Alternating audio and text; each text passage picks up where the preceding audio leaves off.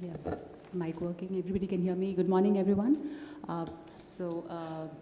Here we will be discussing the security situation in South Asia. The question is there a new wave of radicalization here? Is the insecurity in South Asia really on the rise? A lot has been happening in South Asia. What we are going to look at here through this very distinguished panel is how are the dynamics changing in this region? Is there a growth in violent extremism? And along with that, there are many developments that have happened recently. I would like to point out what has happened in Kashmir, which has actually led to a downgrading between the diplomatic ties between India and Pakistan. Along with that, the peace talks that are going on regarding Afghanistan and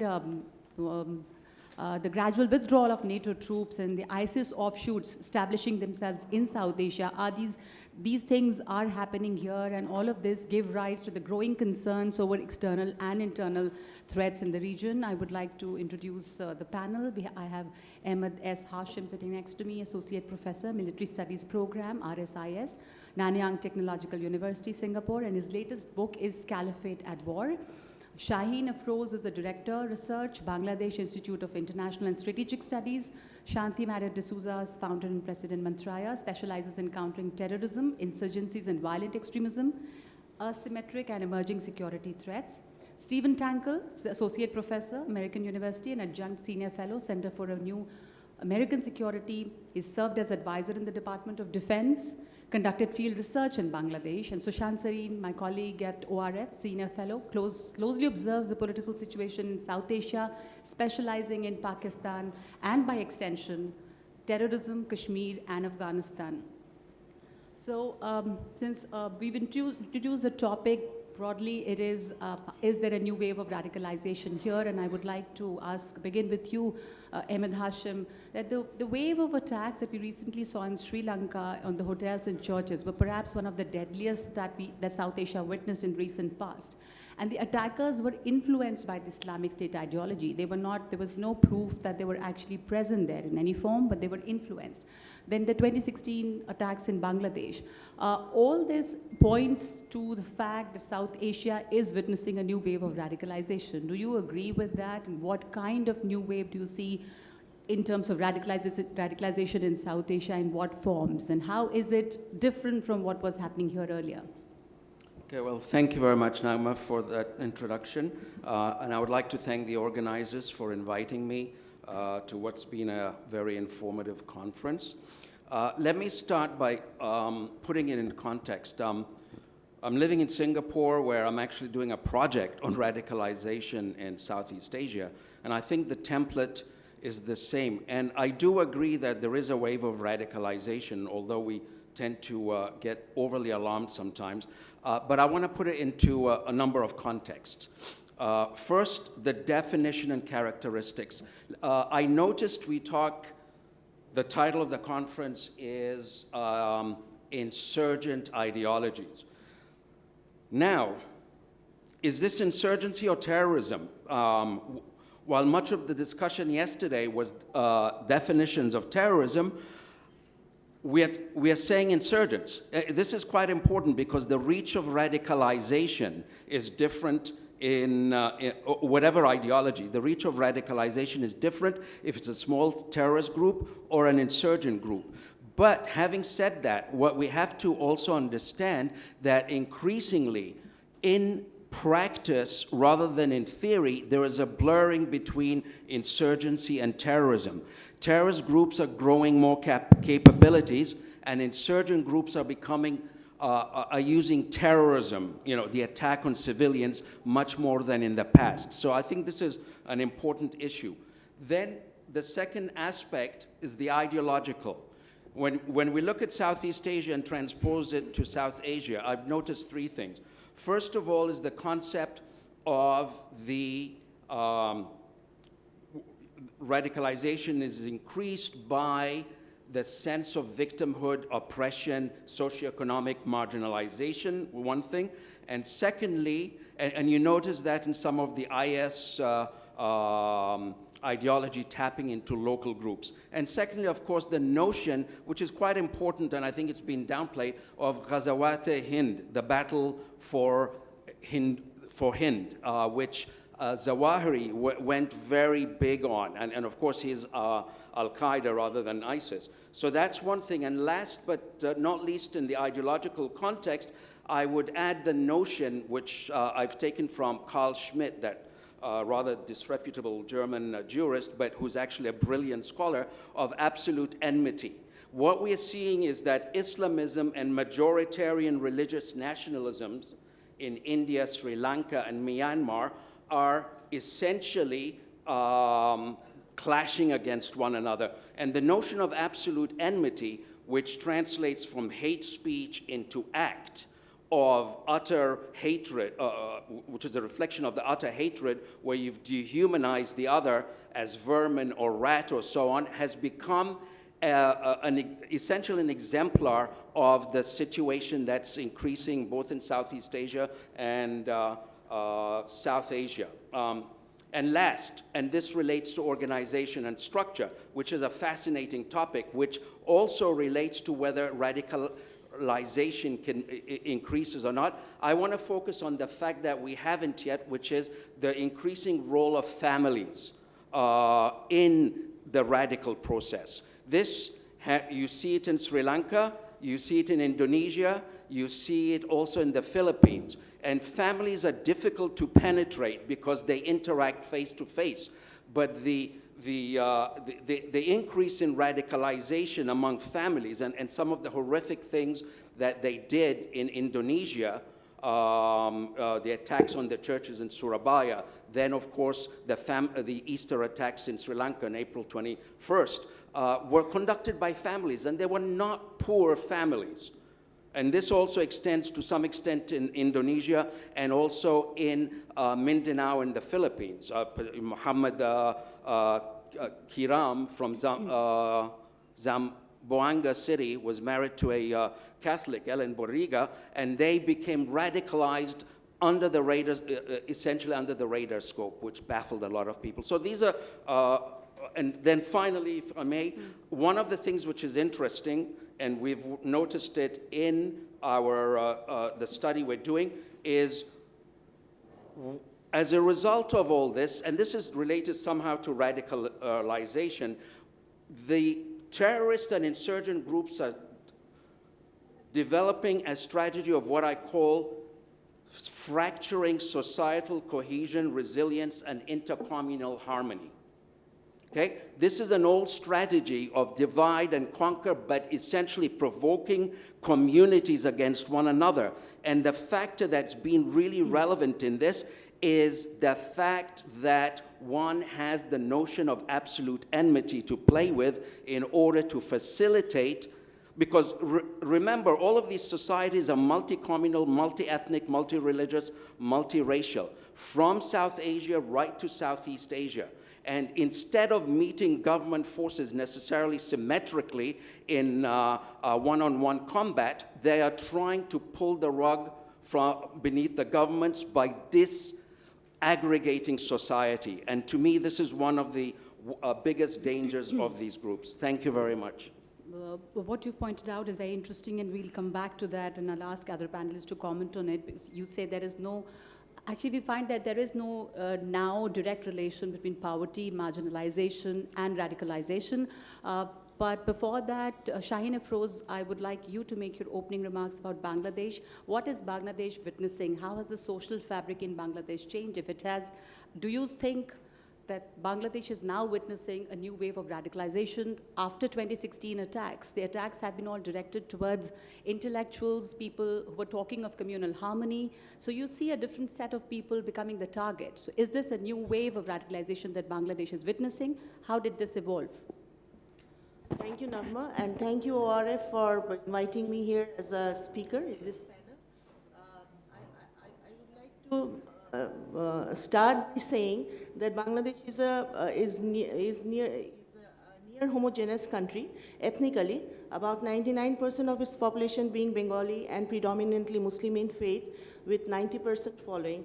And Bangladesh's social discourse has been a very happy blending of a secular Bengali culture and a deeply entrenched religious identity steeped in Sufism. Is there a problem with the mic? Your I mic? think there's a loose connection. It's okay now. Okay, Sufism that are inherently accommodative and non-political in nature and tolerant to different faiths and views. And this is fundamentally different from Salafism, with consequent variance in their respective worldviews, religious practices, and narratives. Global jihad, views on extremist violence, and views on countering perceived threats to Islam and Muslims, etc. However, with time going by, the emergence of Islamist extremist group and their ideologies has been affecting this harmonious relationship between religion and culture. And this, contrary to the traditional notion that people from economically deprived backgrounds and of low education are more prone to radicalization, recent trends show that educated youth from affluent families are also engaging in such activities. And this trend has given rise to a new phenomena, a new generation of youth who are technologically literate and well-versed in social media application skills, and they garner more support from like-minded individuals and groups in carrying out radical activities ranging from selection, indoctrination, and recruitment to training, financing, planning, and execution of their programs. And this new wave of radicalization has emerged in Bangladesh as a serious threat to the internal stability of the society. In fact, Bangladesh is now witnessing the second wave of radicalization. The first wave occurred from 1998 to 2005 following the return of the Afghanistan war veterans to Bangladesh. And the second wave consists of new technologically advanced militant radical groups such as Hizbut Tahrir, Hizbut Tawhid, and Ansarullah Bangla team. And these proscribed groups are playing a pivotal role in propagating the global jihadist ideology in the local language. And evidence indicates that Islamist radicalization and violent extremism in Bangladesh are homegrown, but globally linked phenomena, which while the Islamist radical group formation takes place internally, the radical ideas, ideologies, and inspiration come from external sources. Okay. Shanthie, you are looking at asymmetric and emerging security threats. That's been the focus area. How do you think have the dynamics changed in South Asia? Well, I think the dynamics are changing dramatically in the sense of the developments in Afghanistan and also in Pakistan. Particularly in Afghanistan, we have had much conversation about the peace process, so I'm not going to delve into that. But in terms of the emerging security threats, one has to look at the developments of the groups which are based in Afghanistan. It's a good sense that the Taliban are coming up to the talks for peace processes and all of that. But the clear linkages which the Taliban maintains with the Al-Qaeda remains, though they have given assurances to the Americans that they are going to de-link, but that's not really evident on the ground. Added to that, you have other complexity of the IS presence in Afghanistan and Pakistan as well. And the infighting which is occurring between these groups, between Taliban, Al-Qaeda on one side and the IS on the other, has led to a lot of bloodshed in Afghanistan. And interestingly, when you're also looking at the peace process and you're looking at the emerging security threats, we really don't know who among the Taliban are ready to come up for talks. I mean, there is a significant amount of the Taliban leadership who has invested their capital in Doha in terms of talking, but the fighting has not reduced. If you look at the reports and the incidents of violence, it's just simply increased. And this increase has led to a direct correlation between the Taliban wanting to talk from a position of strength and thereby negotiate the peace deal in their favor.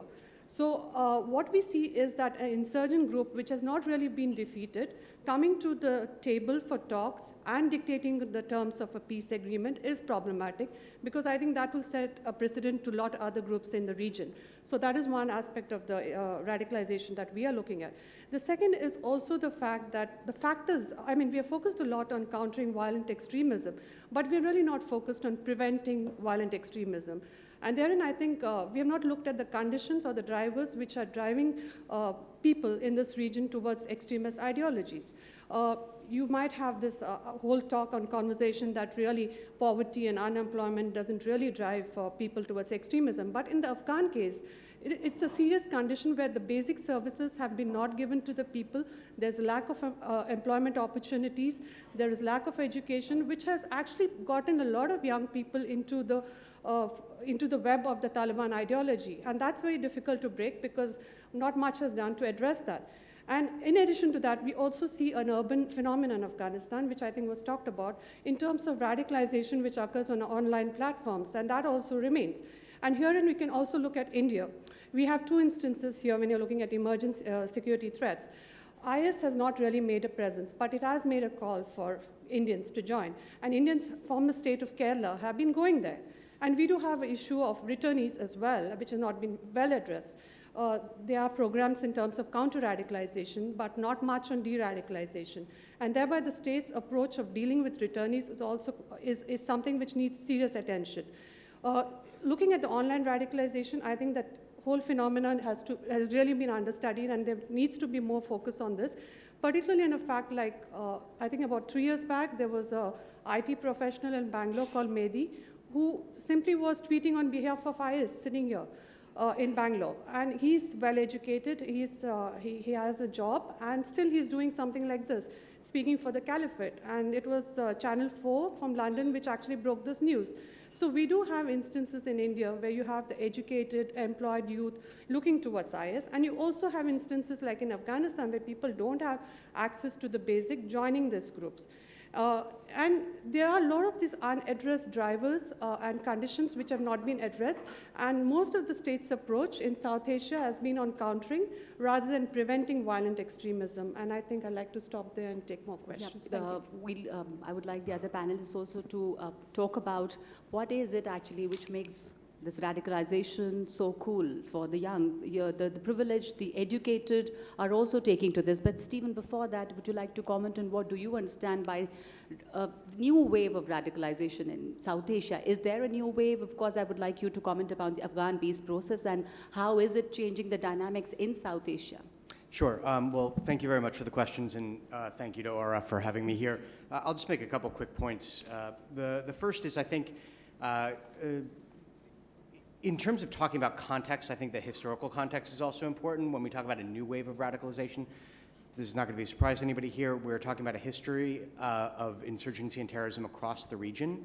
And so I think it's important to remember that although some of what we are seeing today may look different, it is not as though, unfortunately, South Asia is a stranger to militancy, to insurgency, to terrorism, to people being radicalized and recruited for any number of reasons. The ideologies may change over time, but the push and pull factors, continue to exist in one form or another. Radicalization and recruitment does, I think, look somewhat different today in that social media is obviously playing a much greater role. We didn't have the internet 30 years ago, although we did have insurgency and terrorism here. Groups continue to recruit. Groups continue to recruit using all different manners and means. Shanthie mentioned, money does play a role. ISK pays better than the Taliban. That's one of the reasons why they've been able to recruit so much in Afghanistan. And so money is a driver there. People are also radicalized for plenty of other reasons that have existed historically. One of the things that I think that is different in South Asia now is that the forms of radicalization that we've seen in other places where it was more globalized in nature, where the internet did play a bigger role, we're seeing that here now as well. But it's not as though the other ways in which individuals entered into militancy have disappeared. It's that we've layered this on top of what has existed previously. You asked also about the Afghan peace process, and I'll just make a couple of brief points there. The first is that I think there's still a lot that is uncertain in terms of what we can expect out of this. There are a lot of known unknowns. We know that the United States has said that any drawdown is going to be conditions-based, but we don't know what those conditions are. We know that the United States has said that the agreement would entail not only the Taliban breaking with al-Qaeda, but would entail security guarantees from a counterterrorism perspective. We don't know what those security guarantees are. We don't know whether or not the Taliban and the Afghan government are able to come to some sort of agreement, or what would happen to a US drawdown if they did not, whether that is one of those conditions. We don't know where the Haqqani network is going to come out in all of this. They historically have had more of a global outlook than the Taliban has. They are historically much closer to Al-Qaeda, and some of the Haqqani fighters who went to Syria several years ago have come back and joined ISK. And then, of course, the Islamic State Khorasan is not going anywhere. So even if a number of Taliban fighters were to come in from the cold, the idea that insurgency and terrorism is going to disappear from Afghanistan and that we won't have militancy there, I think, is overly realistic. And that, of course, and I know Sushant will talk about the connectivity across the region, will have implications in Pakistan, in India, and elsewhere. Sushant, your comments on South Asia. This region has had a long and complex history of religious extremism, in which political rifts often correspond with the communal fault lines. And this is likely to present a very attractive proposition for those seeking the resurrection of Islamic State and radicalization. How do you look at this? So, Nagma, here's the thing. I think Stephen alluded to that. The strands of radicalism in the subcontinent are not new. You go down history, even a couple of 100 years back, you had the same kind of trends in the same areas where we see that today. What prevented it from spreading much more than what it did in those days was, how the communities got involved. And perhaps within communities, there were also interests which kind of clashed with the radicals. So there was a bit of a pushback on that count. Now, currently, I think there are both exogenous as well as endogenous factors which are operating, at least insofar as India is concerned. The exogenous factors are, of course, Afghanistan, for example. We don't know what the peace process is going to bring. Stephen speaks about what are the guarantees which are going to be given. My problem is not what are the guarantees which are given, but who is going to enforce those guarantees. These assumptions that the Taliban are going to sever all contact with Al-Qaeda, despite the fact that for the last 18 years, they have fought, like brothers in arms with the Al-Qaeda. They've made common cause. They've, in fact, a closer compact with the Al-Qaeda today than they had at the time when the 9/11 attacks took place. So I don't know how that's going to unfold. But from my point of view, it's, the fear in India right now is that whatever happens in Afghanistan is going to have an impact in India. And generally, I think it's a misplaced fear about how the Taliban-type fighters are going to start coming into Kashmir and other places, which are hotspots anyways. I'm not so worried about that. We faced that in the 90s. And frankly, I don't think if you speak to the officials who were involved in anti-terror operations in the 90s, they really thought that these guys were very good fighters. I think that we can handle. That's not such a big deal. In any case, that is something which comes into India through Pakistan, which means our problem is more Pakistan than what happens in Afghanistan. For me, what is going to happen in Afghanistan is more important from two aspects. One, the transfer of the technology of terror and the tactics of terror. I think that is something we really need to concentrate on, and that is something which worries me quite a lot. And the second thing is that the success of the Taliban will actually enthuse a lot of people and will become a kind of a driver for replicating some of those tactics in India. The other thing which we need to worry about now, again, taking a cue from what Stephen said, social media and the new means of communication, I think where they come into play is how our neighbor from hell is using some of these tools to actually instigate violence and incite people in India. And I'll give you just one example. Last night, I got a message from my niece who studies in Canada, who says that a Pakistani friend of hers sent her a post and she wanted to find out from me whether this is fake news or genuine news. And the very fact that, she says, she asked me that question was appalling, because that post was that, women are being dragged out from their houses in Kashmir, mass rape is going on. It was the most wild kind of fake news you could ever come across, right? But it has been spreading like wildfire. And, somebody to even ask me, I say, of course it's fake news, but what else is it? But very clearly, if you look at the social media very carefully, the kind of fake news which is spread, aimed at inciting people to violence, I think that is also something which is going to fuel radicalism. And finally, I'll just take half a minute more. The thing is that what is happening in India is, I think, a bit of an action-reaction cycle.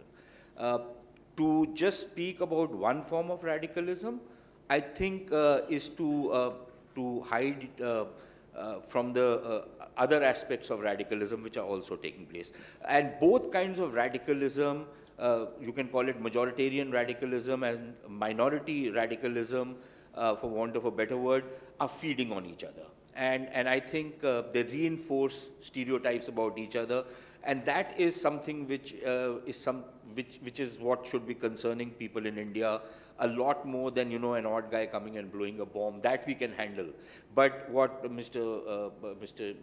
Ahmed was talking about, Professor Ahmed was talking about, this kind of clash which is taking place between these competing ideologies is something which is far more deep-seated and widespread, and which is what we need to contain much more. Is this clash that's now taking place between competing ideologies, is that something new that's happening in South Asia? Because like you mentioned, there is one form of radicalization, but when we talk of the other form of radicalization, which is especially happening in India, and social media has had a great hand in contributing towards it, because we all know about the WhatsApp university, as we call it, that there are messages coming in, and they both feed on each other.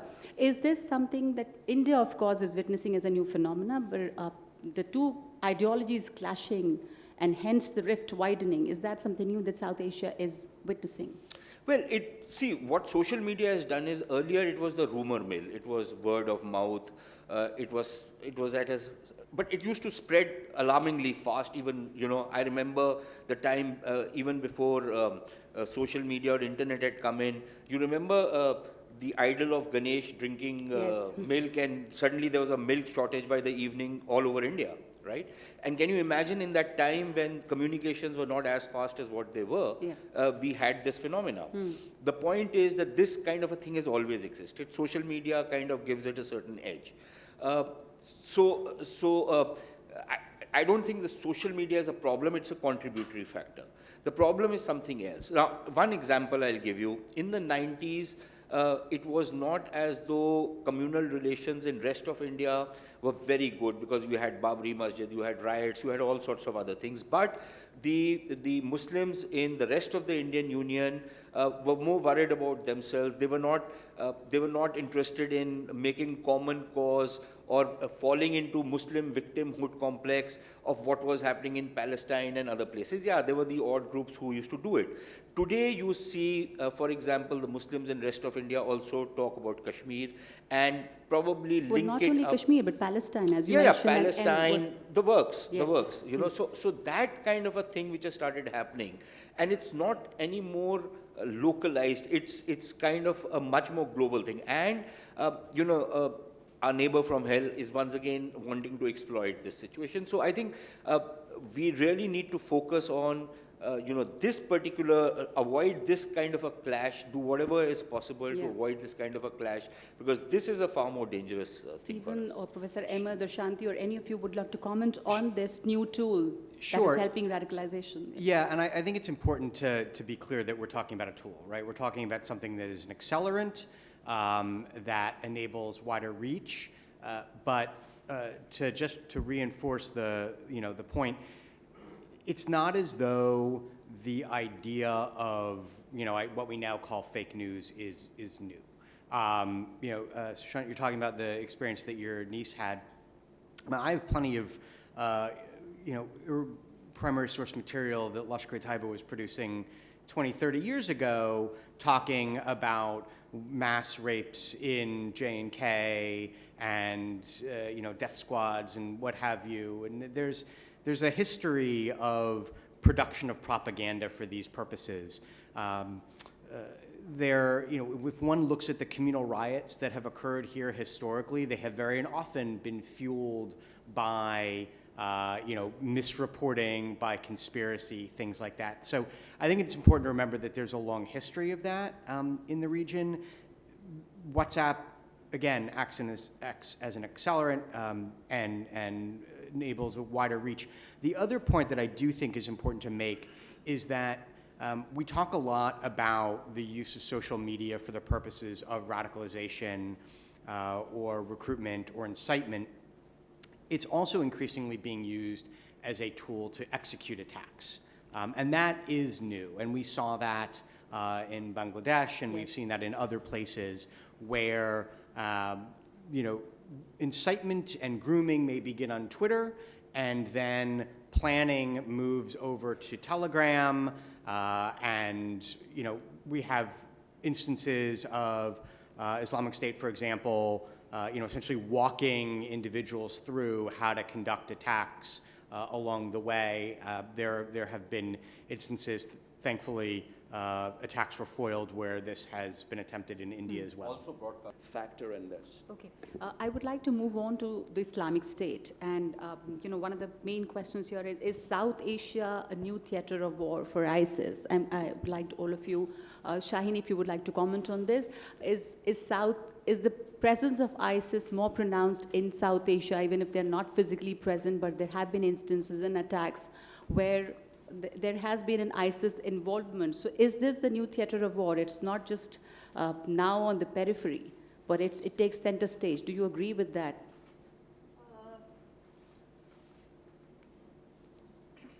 Yes, I will. It will naturally, now following the territorial defeat that ISIS has in Iraq and Syria, the ISIS now finds South Asia as an increasingly important area of its operation. And what the ISIS wants in this region is nurturing of various Islamic jihadist and extreme groups in order to realize its objective of creating a greater Islamic state. And as such, IS is likely to continue to inspire, support, and instigate attacks, opening a virtual network, transcending state boundaries to promote indoctrination and recruitment throughout the world, including South Asia. And if you see that out of the 8 South Asian countries, 4 countries are Muslim majority country, like Pakistan, Afghanistan, Bangladesh, and Maldives. And the 2 Hindu countries are India and Nepal, while Bhutan and Sri Lanka are the Buddhist countries. So increasing Hindu radicalization in India and Buddhist radicalization in Sri Lanka may incite the ISIS elements to utilize the various extremist Islamic groups as present in the Muslim countries. And in this connection, it may be relevant to mention that radicalization of Buddhism in Myanmar may influence the Rohingya refugees in Bangladesh to collaborate with the ISIS and its groups. Stephen, you would like to comment on that. And she's made a point that there is increasing radicalization from the other side. She talked about India as one of the Hindu countries and Nepal, but though India is not really a Hindu country, but if it's a secular nation. But do you think that it's a reality that there is a lot of radicalization, Hindu radicalization as well, which is actually leading to the ISIS being able to make its presence here? I think that's quite difficult to qualify or quantify, and we probably won't be able to for some time in terms of the degree to which the rise of the Hindu right is directly contributing as the key variable. Certainly, if we look back at what drove a lot of individuals to join previous incarnations of jihadist movements in India, the Indian Mujahideen and others, what came up repeatedly in case after case after case almost everybody who was arrested mentioned either Gujarat riots or Babri Masjid riots, and so there was that communal sentiment, which was a key driver in the past. It is very possibly a contributing factor now, but I think to be able to separate it out and say that that is the key factor would be an overreach. I also think it's important to note when we talk about the Islamic State in the region that, first of all, if we're talking about this as sort of the new theater, we should remember that the Islamic State is not defeated in Iraq and Syria. It's it's been territorially defeated, but it is regrouping. It's in Libya, it's in Yemen, it's in West Africa, and that it's not as though the Islamic State is just a previous 6-month phenomenon here either. The Islamic State in Iraq and Syria invested heavily in building Islamic State Khorasan province for several years now, was intimately involved in how that organization was built. They are investing a lot now, and part of the ambition, I think, is very, very clearly regional growth, but I think a part of the ambition is also external operations into Europe and the United States. Shanthie D'Souza, Sushant, Sareen, and Professor Ahmed, if you would like to comment on this, is ISIS South Asia pivot, is it a mere rhetoric or is it a reality? And I would like your comment on the capacity of the group to conduct mass casualty operations, as we've seen in the case of Sri Lanka and other cases, outside its usual zone of operation. Shanthie. Yeah, I think I'll agree with what Stephen has been saying. There is a possibility in the sense of the conditions exist in South Asia for 2 reasons. One is we're looking at the ungoverned spaces which exist in Afghanistan and Pakistan, from where the ISIS actually announced a formation of a wilayat. And secondly, we're also looking at the polarization which is occurring in most of the South Asian countries. So I think there is a possibility of IS carrying out these attacks, and mostly not just because of the fact that they lost the territory, but the online platforms do exist. So the idea of ISIS is really not defeated. And that we have seen, even when ISIS was active, what happened in Philippines is very instructive. And thereby, I think we cannot let the guard down just by looking at IS as a phenomena which has been defeated territorially. The second, I think, fact is also that Al-Qaeda is also re-emerging as a very important and potent threat. And in the whole focus which has been on the IS, I think Al-Qaeda has not been getting the attention it should. And the possibility of Al-Qaeda reviving its activities is also troublesome. And herein, I think we have not looked at the whole phenomena of these groups which have been capturing territory and thereby getting defeated and using various platforms in a holistic manner. There has been no whole of society approach. So we have looked at it in a very militaristic or a security point of view and not really addressed the issues by which these groups are still having a hold on significant section of the population. We'll talk about the solutions and if there's a possibility that there's more cooperation in the region to deal with it. But before that, a short comment on this from Sushant and Professor Ahmed. Yeah, quickly. See, one, I think in India, it's difficult to say, what is triggering this. Is it this action-reaction cycle? I don't think anybody can really put his finger on. Is the rise of what you can call Hindu assertiveness, Hindu radicalism, whatever you want name you want to give it, is that the fueling, the Muslim victimhood, or is it the kind of terror attacks or the terror machinery which has existed in India? And I would even go into the extent of saying that, in the 80s, for example, when we saw when Sikh militancy was breaking out and you saw Hindus being dragged out of buses and being shot down, all of this feeds into a certain, a resentment. So there has been an action-reaction cycle building up. On the ISIS question, frankly, I think I kind of disagree with most people who make a big deal out of ISIS. ISIS is a brand name. Yeah. How is ISIS any different from the Taliban? Okay, it's much more postmodern, better organized. It's very internet savvy. It comes out with very sexy videos. It's more cool. Which, very Hollywood type. It's jihadi cool, right? Yeah. But the point is that in terms of ideological underpinnings, how is ISIS any different, or what does ISIS do which the Taliban have not done, which the Hizbul Mujahideen have not done? After all, in Kashmir, for example, the worst kind of brutalities were done by groups like the Hizbul Mujahideen. They used to saw people, they used to take people into sawmills and saw them into half, right? We've seen those kind of brutalities. That's what ISIS does. The Taliban have thrown people from cliffs, you know. They've done all sorts of despicable actions. So, you know, this whole brand name, frankly, it's an industry as well, you know. It's an industry for these guys, it's an industry for the guys who study them. But in ISIS, to my mind at least, represents an ideological strand which has existed in one form or another. It has had different manifestations, but whether you go to Morocco or you go to the Moro Islands in the Philippines, there is an ideological continuum which ties most of these groups together with some variants. But otherwise, how is it any different That from ideology what will probably continue. Al-Shabaab is or any of the other The groups? ideology will probably continue to be regrouped under different names in the coming years exactly. too. Professor Ahmed, your comments? Yeah, I have some comments that flows directly from it. Precisely, I mean, you know, terrorism wasn't invented by ISIS in this part of the world. But the issue of, just like the Nazis were able to industrialize genocide, ISIS has industrialized terror in a way that most other groups have not. And this is, to me, an important aspect. But let me just step back a moment. Whether ISIS is really significant in South Asia. I've been studying this phenomenon. I've traveled to several regions to look at it.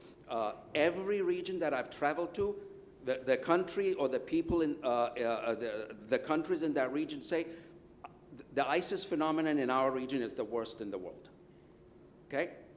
I went to Egypt in 2016. The Egyptian military officers I interviewed said the ISIS in the Sinai Peninsula is the worst phenomenon of the ISIS. It supersedes Iraq and Syria. So it's just like that term, you know, peace is relative, but it depends where your relatives are. The nature of the threat or the danger is not universally accepted everywhere. It depends where you are. Now, and this leads me to the issue of capability. You know, we talk about ISIS and AQIS ideologically outbidding and so on. But when you look at ISK and AQIS, in terms of capabilities and their reach to do things, ISK was much more combat-proven, so to speak, than AQIS. It included militants from the TTP,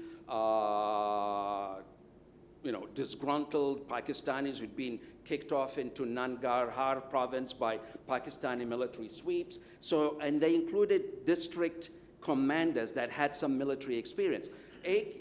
Nonetheless, they lost 4 emirs in rapid succession. And this does have an impact on your capacity. AQIS, for example, has its operational capacity has been a bit of a joke, except for the attempt at the Karachi Naval Yard. Most of their actions have been killing individual peoples, intellectuals, bloggers, and so on. And so if you compare what's happening in Southeast Asia, for example, I don't want to demote the significance of this kind of terror. Between 2017 and the present, 347 terrorist acts in Southeast Asia have killed 294 people, which comes out to 1.16 person per terrorist act. Now, you have to sympathize with the 1.16 who's being killed, but it seems insignificant, but it isn't for the governments in question. It's the cascading effect each act has on the society and the state, which worries them. Okay. We have not much time left now, but I would like to come back, or rather move forward to the Afghan peace process that's on in this region, and how is it changing things in South Asia? I've already touched upon that, but you know, this ongoing peace process in Afghanistan, about Afghanistan, the many round of talks, do raise some questions. You know, these peace negotiations, have they yielded any result? And the Taliban now seems to be controlling more territory than it was controlling earlier. Maybe in 2001, US officials have acknowledged that there are legitimate concerns that the Taliban might not break with Al-Qaeda as the Americans demand, or stand up to the Islamic State. So those fears are real. Also I was, one Afghan official I was reading somewhere, and I'm quoting, I don't know the name, the Americans call this a peace negotiation, but the Taliban definitely perceive it as a withdrawal negotiation. So they seem to be desperate to move out. Stephen, would you like to comment on this? Sure. So, first of all, yeah, I mean, I think it's pretty clear that if not all parts of the United States government, at the very least, that the head of the United States government, President Trump, is keen to have a deal done. That was, you know, he before 2020, I think would like to either say, I've brought everybody home, or I'm in the process of bringing everybody home. And so there's a real energy there to get some sort of a deal. The contours of that deal are beginning to come out in reporting, and I'll reiterate what I said earlier, which is, you know, Zalmay Khalilzad has said, you know, nothing is agreed to until everything is agreed to, but in point of fact, it doesn't actually look like that may be the case. It looks like there will be an agreement between the U.S. and the Taliban, which will lead the United States to begin a drawdown. That would be a conditions-based drawdown. As I said earlier, we don't know what those conditions are. There is talk of the Taliban breaking with Al-Qaeda. Presumably, that is one of the conditions. There have been talk of security guarantees. We don't know what those security guarantees are or how they will be enforced. It is unclear, you know, whether what type of residual force the United States would keep to square off against ISK or Taliban that did not agree to lay down their arms. And it's unclear whether the Taliban and the Afghan government will agree to a deal and will be able to keep that deal intact. So again, as I said earlier, there are a lot of known unknowns. What does seem relatively clear is that the United States is keen to get to some sort of a deal. Okay. The final thing I would say is, I think one of the other things that is not clear right now is just how insistent the Taliban will be that the United States bring everybody home immediately, or whether they, in fact, would settle for a drawdown that begins but doesn't necessarily end for a certain period of time. And I do think that's something important to point out, is that what has been talked about thus far is a drawdown, not a withdrawal. And so that timetable is, you know, potentially open-ended. The deal seems to be negotiating that the Taliban should guarantee that they would not attack the American targets, but they continue to attack the civilians in Afghanistan, as recent as 2 days back. Well, there has been a big attack. Let me just finish that. I would just like, we also want to move to the audience to get some question, but till we really figure out who wants to ask a question here, we can have the mic there. If any of you would like to comment on this, that is the international community giving too many concessions to the Taliban? Any of you would like to comment on that before we take the question? I think very quickly, there is a problem of an external mediated peace deal or a peace process, because basically this is occurring in Doha, not in Afghanistan. And this leads to the larger question of the involvement of the Afghan government, which has been completely kept out and has not been involved at this stage. And third is also about the problem within building a consensus within Afghanistan. I mean, there's a lot of meetings on the intra-Afghan consensus, but if that doesn't really occur, and an external mediated peace deal is imposed on Afghanistan, who's going to implement it? And this leads you to an interesting scenario where you're having a peace deal before elections. So do you have a power sharing arrangement worked out and imposed on Afghanistan even before having elections, or do you have elections and don't have the peace deal? Okay. So there is a chicken and egg dilemma here, and maybe we can do more of the questions. Very important point. From the audience, can I just... Oh, sure. You go ahead with your question, yes. Yeah. Can you introduce yourself and the question, and who do you want to ask the question to? My name is Soumya. I'm from JNU. I'm a PhD scholar. My first question is to Ms. Shanthie. I wanted to ask, you just now commented on the elections of Afghanistan and about how Afghan government should be involved into the peace process and all of that. But how far do you think is it legitimate that Ghani government's tenure already got over way back and they are still there hanging around? So do you think, are they still legitimate to be part of the government peace talks? That is one question. Another was that. Can I just request you to Yeah, just it will stick be to one very- question? I see a couple of hands and a very short Yeah, so answer. last Keep the questions short yes, as well. Yes. So last question is that we all were here to discuss the wave of radicalization, but nobody actually discussed that why the educated class is getting radicalized. Nobody is highlighting the reasons for their radicalization. And something which Or should why be is the elaborate- profile shifting? Or Yes. why are the Yeah, educated and the well-off? Nobody discussed that. And third, Okay. final, last point, sorry ma'am, is that why nobody is discussing, elaborating on Ghazwa-e-Hind, which was a hadith and not exactly part of Quran. Nobody is discussing that and Sure. elaborating. Thank Can you. we get the answers? We have very little time left.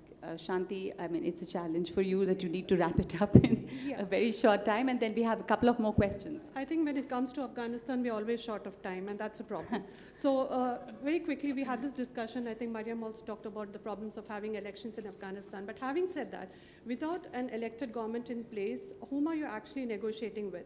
Is it a deal between the US and Taliban, which is imposed on Afghanistan? So the legitimacy question comes in. I agree with the fact that the NUG's term is over, and because they didn't have elections when they were supposed to have, and now it's seen as illegitimate or discredited government. Here again we have a problem in the sense of the legitimacy of the government. So I think we have not really worked on Afghanistan situation in the sense of having the elections the way it should have been held, and having a peace deal before the election is also problematic. But maybe I'll answer your question in detail. The other question that she was asking very quickly, if anybody would comment on that, of the profile shifting to well-educated and well-off people getting radicalized. I just have one or two comments on that. I mean, I've never actually believed that it's just marginalization that causes people to become radical. Of course, you know, poverty does play a role, and you know, Lenin once said, you know, politics is where the masses are, and the masses are disenfranchised, but they're to be led. Okay, so that's one thing. But I honestly think the involvement of people who are well off and well-to-do has more to do with it's an attack on us, essentially, as beings. The issue of, if you look at white supremacist literature in the United States, and I was always very interested in this ideology. You remember they have one of this mantra that they shall not replace us. This has to do with a sense of being. It has really nothing to do primarily with just socioeconomic status or marginalization. It is you versus the other.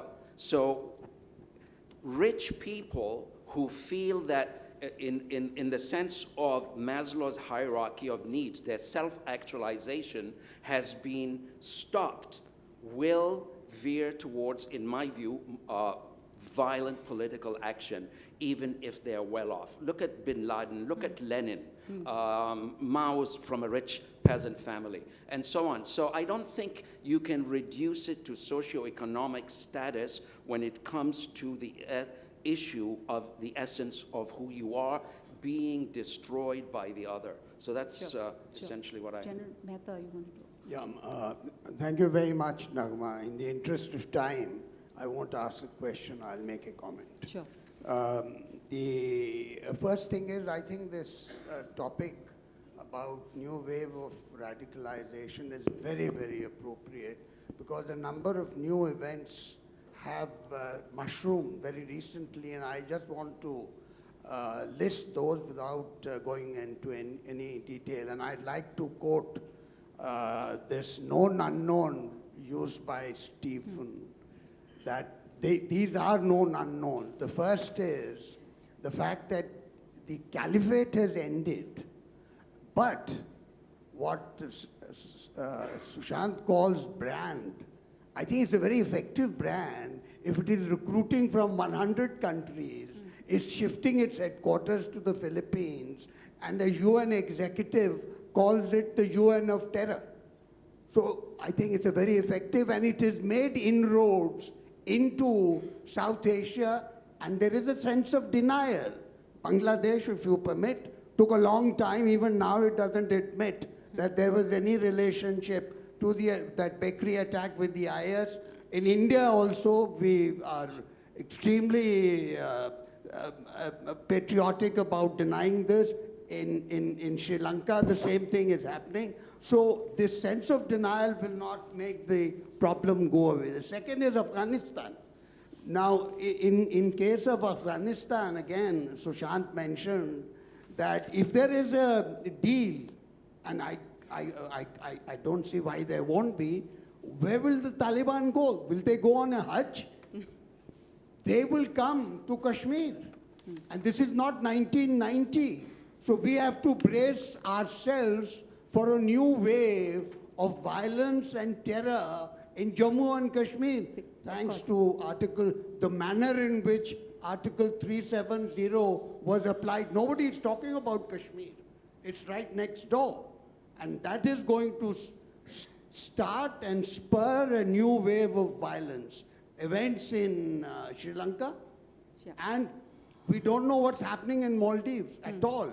So this is a new spurt of violence, and violence will lead to radicalization. So the region is so interconnected. Whatever is Yeah, happening it in is, one it region is, will have absolutely. an effect on Yeah, the region yeah. surrounding So it. There we is should a not be question in a at the sense of back. denial. Sure. Thank you so much, sir. Can I pass on the mic to the lady at the back?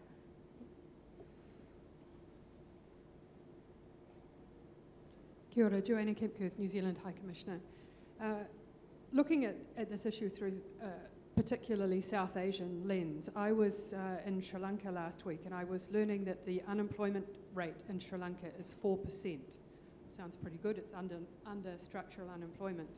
But then I learned that the unemployment rate for educated youth, tertiary educated youth, is actually 12%. To what extent is unemployment of skilled youth playing into the issue of radicalisation? We've talked about poverty, we've talked about socioeconomic status, but to what extent is a youth from a well-to-do family who's been well educated, given every opportunity, searching for self-actualisation and failing to find it through being unable to find a job? So to what extent is unemployment playing into this issue? Who would you like to answer? Anyone wants to take that question? I don't think I think it's a red herring. It's neither unemployment nor poverty. At best or at worst, these could be contributory factors, but these are not the main drivers. And people who are taking to this kind of activity, going and blowing themselves up, the guys who blew themselves up in Sri Lanka, they were from a very rich family. So, I think it's cutting across class lines, it's cutting across. See, the poor are just too poor to rise up in revolt. Let's face it. And it's not the very poor who are doing it anyways. So poverty, I don't see how that becomes a factor out here. Unemployment, I'm afraid that's not the case, because I could give you chapter and verse of people who had everything to look forward to in life, who would have got the best of jobs, or who were in the best of jobs, and taking to this kind of a thing. So I'm afraid there's no link out there. Stephen, the time is up, but I would like you to comment very briefly on this. I disagree. I think it is a factor. I think the idea that we're going to have one factor, one explanation is lacking in nuance, quite frankly. You're saying it's one factor, it's one of the factors, Yeah, and it's you cannot one of- dismiss it's- it completely. It's one of the factors, and we've got plenty of history and plenty of research that shows that when individuals do all of the things that they believe they are supposed to do, right, get educated, and then find themselves unable to find employment, that can create grievances and disenfranchisement. Even more so if they believe that the reasons why they are not able to find employment is because of their identity, i.e., right, I'm from a class that, or a group, ethnic group, tribe, what have you, that is not going to be treated nearly as well. So I think it's certainly a factor. It's not the only factor. And the idea that it is going to be one factor that leads people to join and no others, again, on that note, a naive. couple of panelists want to make a point. The I time just is wanna up make a though, quick but pushback. yeah. A very quick pushback, and we can discuss this later, Stephen. See, the thing is, when you say that this is what, it is a factor, yes, even I said it could be at best a contributory factor, but please tell me why. So, and let me be a little politically incorrect. Yeah. Let's talk about the Indians and the Pakistanis in a country like Britain, okay? How come there would be unemployment among Indians as well? How come Indians are not going and blowing themselves up or demonstrating on the streets or doing the kind of things that the Pakistanis are doing? Where is the explanation for that? And just because the Pakistanis do what they do, the Brits kind of suck up to them and they ignore the Indians. So bad behavior is actually incentivized. And Indians, and I'm saying this, Indians are cutting across religious lines. Don't do it. There has to be some explanation for that as well. Unemployment would be there among Indians I'm as afraid well. we'll have to stop there because everyone, we can discuss this over coffee later, but there is no more time. Maya is already ready to come up the stage for the next session. Thank you so much on the panel.